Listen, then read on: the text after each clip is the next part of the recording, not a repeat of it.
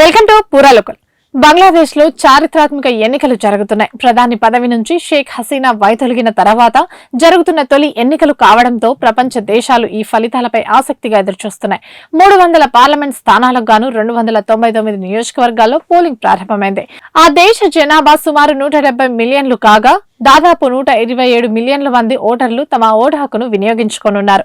ఈ ఎన్నికలు కేవలం కొత్త ప్రధానమంత్రి ఎంపికకి మాత్రమే పరిమితం కావడం లేదు. బంగ్లాదేశ్ భవిష్యత్ దిశను, దక్షిణాసియా భౌగోళిక రాజకీయ సమీకరణాలను ప్రభావితం చేసే కీలక ఘట్టంగా ఇవి నిలుస్తున్నాయి.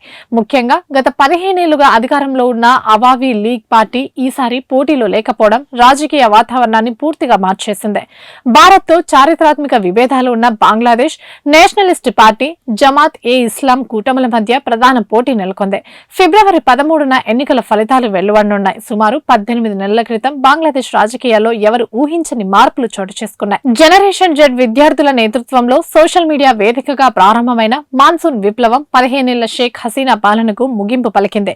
ఈ ఉద్యమం విదేశీ కుట్ర కాదని, దేశంలో పెరిగిన నిరుద్యోగం, కోటా వ్యవస్థపై యువత అసంతృప్తి కారణమని విశ్లేషకులు చెబుతున్నారు.